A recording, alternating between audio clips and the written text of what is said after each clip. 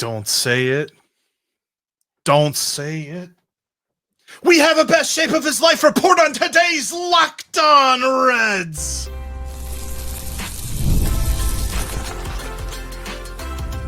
You are Locked On Reds, your daily Cincinnati Reds podcast, part of the Locked On Podcast Network, your team every day.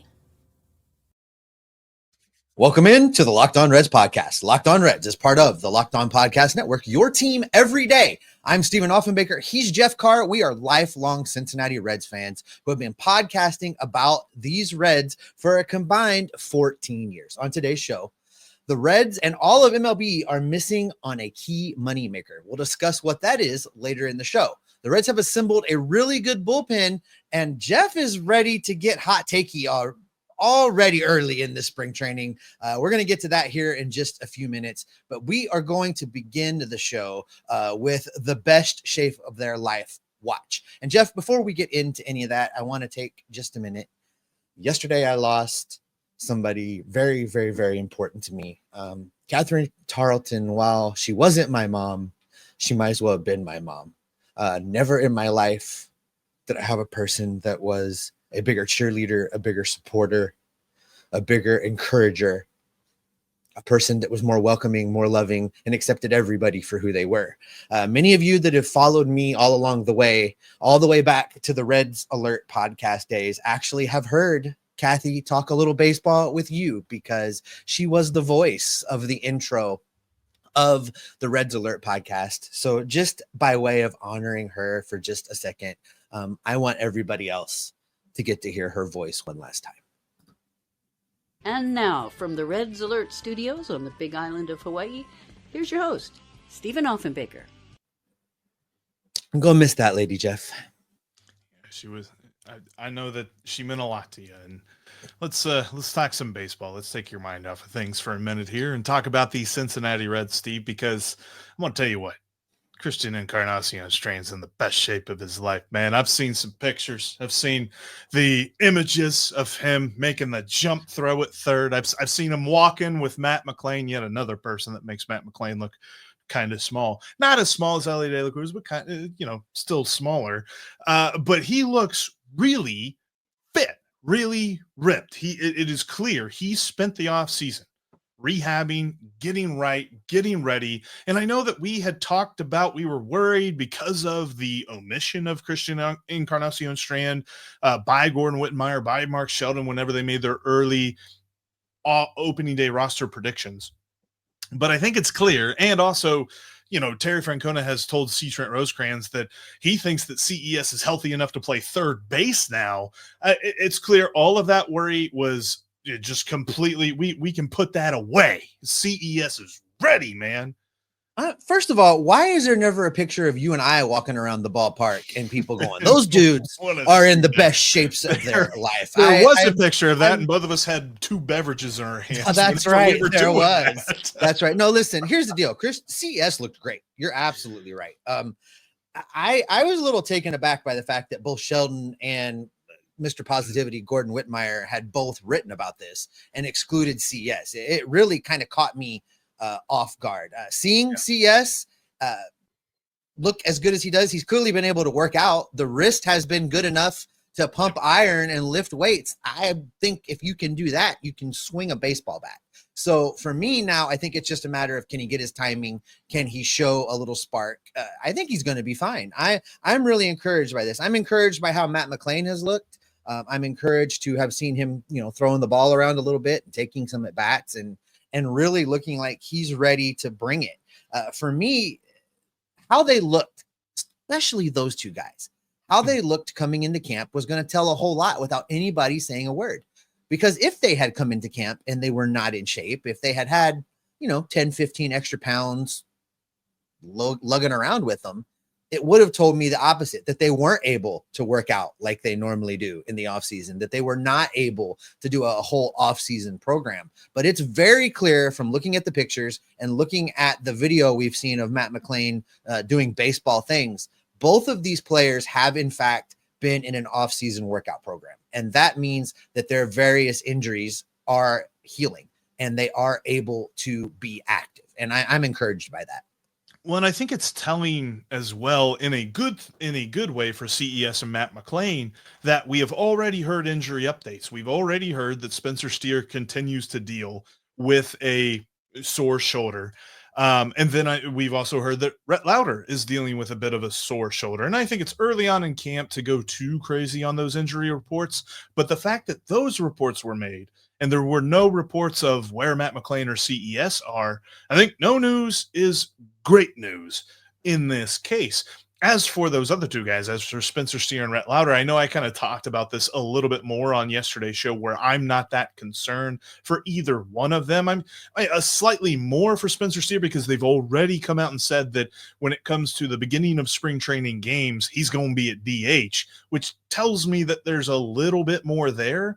But I tend to give Terry Francona the benefit of the doubt, where if David Bell was telling me this, I'd be worried that we'd be on IL watch. Oh, I would already have somebody camped out at one of those LA surgeons' offices waiting for Spencer Steer to show up there. No, I really hope this is an abundance of caution move. But also maybe there is something to this idea of Spencer Steer at first base.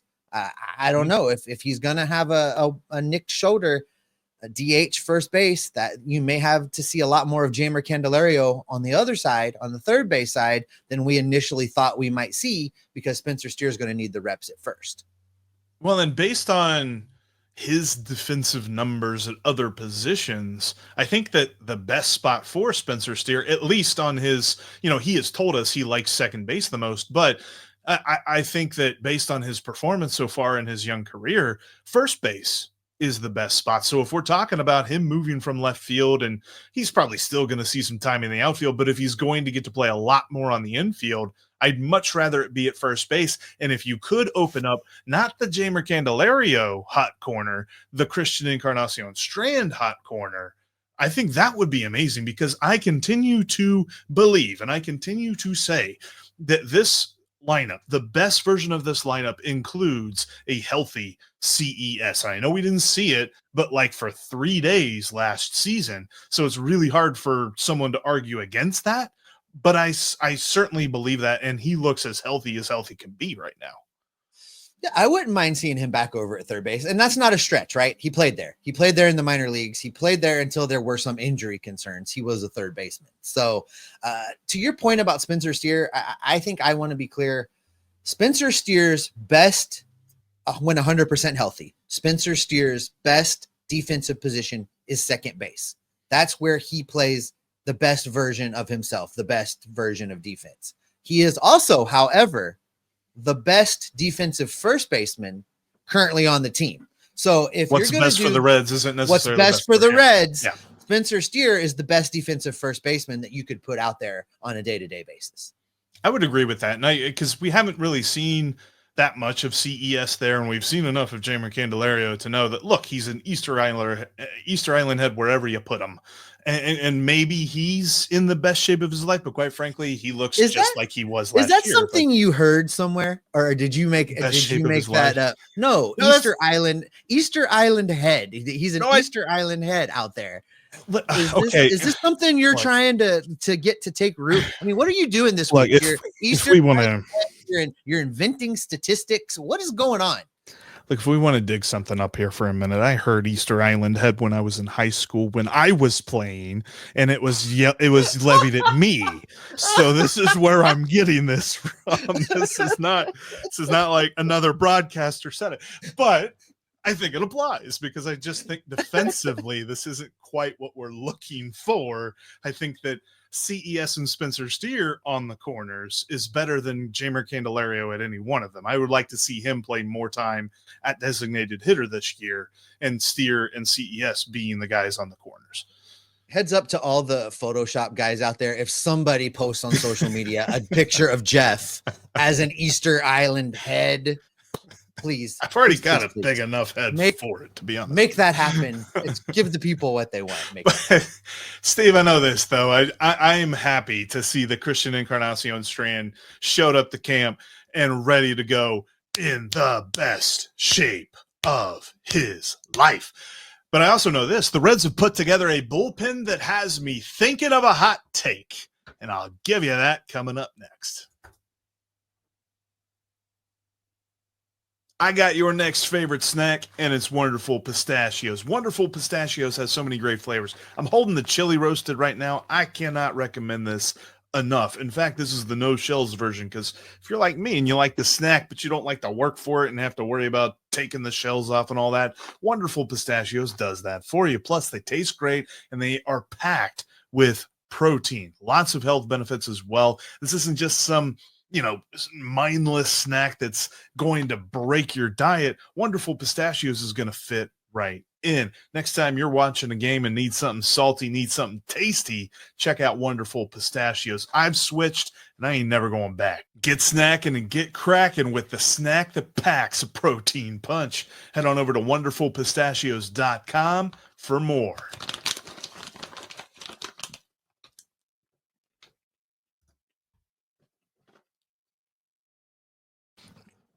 We are talking Cincinnati Reds here today, all day, every day. Make sure you become an everydayer by subscribing here on YouTube or on your favorite audio podcasting platform.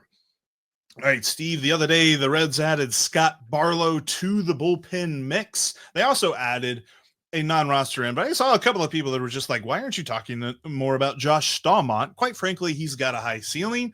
He also has a really, really low floor because he walks a lot of people. His career walks per 9 is over 5, so I'm not really expecting a ton out of Josh Staumont. But Scott Barlow is a good relief pitcher. I talked about his reliability, the fact that the only 2 seasons in his career he's ever pitched less than 60 games was the first year he ever touched the major leagues in 2020. Where he literally would have had to pitch in every game. So he is a picture of reliability, but also he has a quality about him that 3 other pitchers on the Reds bullpen have. And that is, at some point in their career, they were deemed the closer of their team. He, Emilio Pagan, Taylor Rogers, and Alexis Diaz have all gotten reps as the closers of a team. And I think looking at that, based on that talent, and on the fact that the other guy that wasn't a closer that is in this bullpen that we love, Sam Maul, Darth Maul, the guy that leads this bullpen in reliability, is also a part, and Brent Suter is here too. Steve, I think that this bullpen group has the chance to be the best Reds bullpen we have seen since the Nasty Boys. You back me up on that one. That's pretty hot takey, Jeff. I don't know if they'll be as good as the 1990 Reds bullpen, but they do have the potential to be a lot better than any Reds bullpen has been in a while. You've got multiple guys out there now that have closing experience. That takes some of the pressure off of Alexis Diaz. If he goes through one of those periods of time where he struggles a little bit or his arm is seemingly tired in years past, that didn't matter. They were going to point at him. They were going to pitch him because there really was nobody else. Well, now you have options. You have other guys that can come in and get you those outs. And that is going to be good for the bullpen as a whole. And that's going to be good for Alexis Diaz. Now, you look at the guys they've got out there, and for the first time in a long time, this bullpen is mostly set already. If you look at these last 2 contracts they handed out, one was guaranteed, one was not. It was a non-roster invite. For any non-roster invite now at this point to make the team, somebody else has got to go, either if they've got an option, be sent to Louisville, or they've got to be cut. And if you assume, which I do, that Graham Ashcraft is going to be in this bullpen, it's full. There are no more spots for guaranteed contracts. So in my mind, there's some of these guys on the periphery, the Ian Jabos, the Shaws, that if they pitch well, they can take an assignment to Louisville, hang around, wait for their opportunity, get a call up, and hopefully stick. But right now, I think we pretty much know who's in this bullpen. And as long as health it doesn't become an issue, if everybody heads to Cincinnati out of Goodyear healthy, we know who those 8 guys are. We know what this bullpen looks like. And you're right. It's going to be very, very good. I don't know that, Rob Dibble's not running through that door. That's what I'm saying. It's going to take a minute. Norm Charlton. It's going to take me a minute to get that hyped up about this, but you're right. The bullpen is going to be better. It's definitely going to be a little bit of you got to see it to believe it type stuff, especially early on in the season. But I take comfort in, I felt like Alexis Diaz started to turn a corner as the season ended last year. And we've heard a lot of reports that this offseason, his offseason throwing program has been built around keeping everything in the strike zone. Now, I don't know what that looks like as far as when he faces live major league hitters. Do they take advantage of that? Do they go crazy with it and clobber a bunch of pitches, and then he's got to go back to square one again?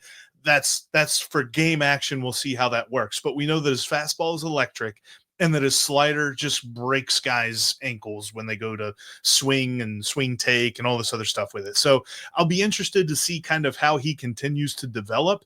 But I think they've done such a good job. Nick Krall has done such a good job of adding talent and really stockpiling not only quality, but quantity as well. Like, where we wanted him to go out and get the big bopper outfielder, middle of the order guy, and he didn't do that, he did even more with the bullpen. And I feel like he has turned this bullpen into a speculative strength that you do not have to squint that hard to see it working out. And I wonder a little bit too, because you mentioned that there's one open spot. And part of the reason that we have been saying that is that we've been penciling in Tony Santillan to this group. Is there a chance that the veterans look good and push him to Louisville to start the season? Although he doesn't have options either. There's an interesting thing where a lot of these veterans who are on non-roster invites, they don't have options. So if they don't make it, they got to pass through waivers. But he would have to pass through waivers too. I don't see who would push them to take that kind of a gamble. It's not going to be Alex Young. It's not going to be Shaw. It's not going to be even Ian Jabot, I don't think. Ian Jabot seems the most likely to me to be willing to take a assignment to AAA and just kind of wait for a chance. Shaw may be done. We don't know. We have to see what he is able to do once he starts throwing out there in Goodyear. I don't see that happening. Somebody would take Tony Santillan. The second his name hit the waiver wire, he would be pitching for somebody else. And this is why I do hope, though, because thinking about how the bullpen is set up, this is why I do hope that Graham Ashcraft remains in the bullpen. And I think a lot of that has to do with the health of Rhett Lauder, but they don't currently have that guy that can eat multiple innings if you need him to. Like, I think Brent Suter can do that once every 2 weeks, but you run the risk of burning him out too quickly. And I think that Terry Francona is very cognizant of how this bullpen has been used in years past. And he is going to find a different way to utilize the talent out there in the pen. And I think there's going to be a much more renewed focus on starting pitchers going deeper into ball games, which is going to help that. But in the case of a starting pitcher maybe only going 3 or 4 innings, a guy like Graham Ashcraft would really defray that, where instead you would have to go to 3, 4 different guys, hopefully not 5 different guys, just to finish out that one ball game, maybe in the middle of May. And then you're really talking about a long-term conversation as to how this bullpen then figures it out. I feel that the talent is great in this bullpen, but I also feel like the management can elevate it even more. And that's really where I get my feeling, my hot takey feeling that this could be the best bullpen we've seen in 35 years. There's no question in my mind Terry Francona is going to use the bullpen better than David Bell did. That's a no-brainer. That's not a hot take at all. It just is. And then you've got Derek Johnson working on those guys.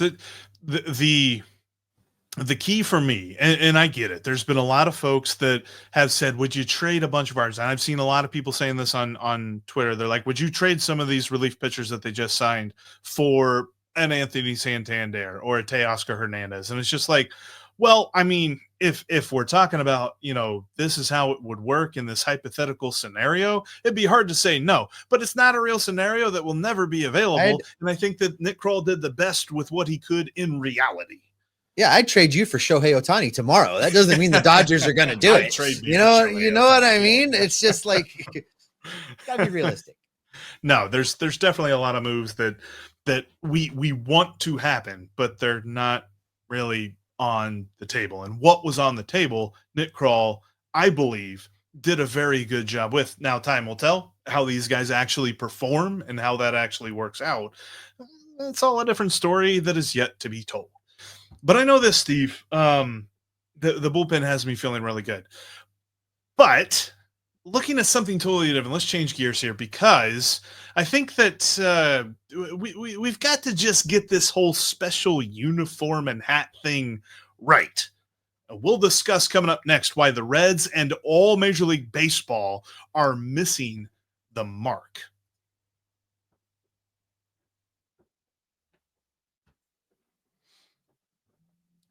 If you can't watch us, you can listen to us on your favorite podcasting app. Seriously, we're on all of them. So check us out today.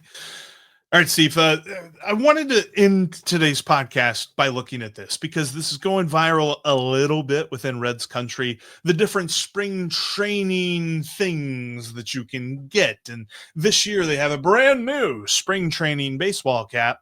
Spoiler alert, the only difference is it looks like a regular Reds cap. It just has like a Goodyear, Arizona. It has like a cactus on it for spring training. And then there's this other hat that is out there that it's like white with like blue or like kind of a teal brim, and it has script Reds on it and a C on the side of it.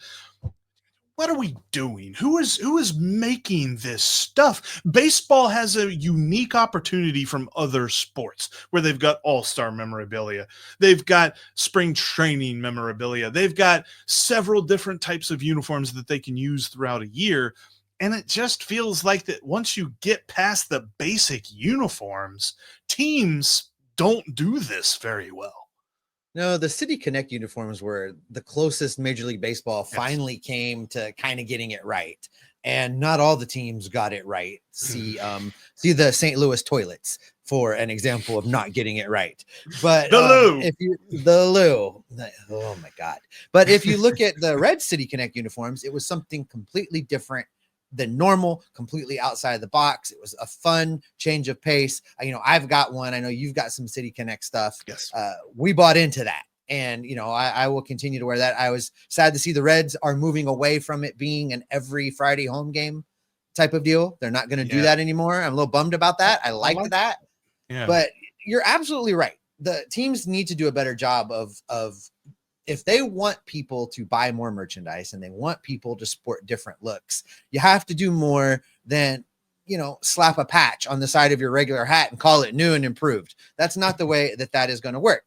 But it leads me to a larger point, and that is it's kind of time for the Reds to overhaul the regular uniforms anyway, at least the home uniforms. And you could do the road uniforms as well. But I would like to see a complete change of uniforms. And for me, I'd actually like them to kind of go back in time a little bit. I'm talking about something in the lane of like the 1967, 68 Big Red. They weren't quite the Big Red Machine yet, but the Red uniforms, they had not the pullover. This was just before. It's a button up, but it has that same C logo as the pullover with the C and the Reds in it, but it's red pinstriped. I really like that look. I would love to see them go back to that. I liked the 150th anniversary season where they had all kinds of different uniforms. Let's do that because they could sell those things at the merchandise stands on the regular, and then at Reds Fest, if we ever get another Reds Fest, or in the Authentics booth, or lots of places at the auctions, lots of ways for the community fund to benefit, for the Reds to benefit, for the bottom line to benefit. Maybe it leads to an extra outfield arm. I don't know. It's time for a new uniform, Jeff.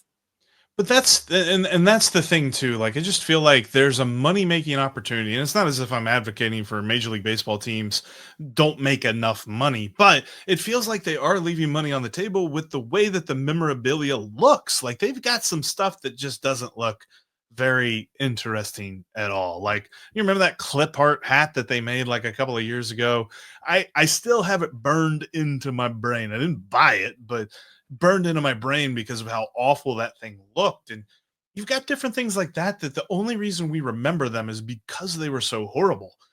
And I'm with you. I think I'm ready for a uniform refresh. I don't feel as strongly about it as you do, but I would like to see that. I do subscribe to our friend Cam Miller's theory that get rid of the drop shadow. Like, it's time. Let's go back to that. The Reds were far more successful before they got the drop shadow. So maybe it's the curse of the drop shadow. They need to just get rid of it, and then we'll get some winning baseball back in here. But I'm with you. I think it's time for a refresh. We have the same uniforms for like ever. They added the script Reds, the all red uniforms with the script Reds. I don't really care for the those. The softball shirt.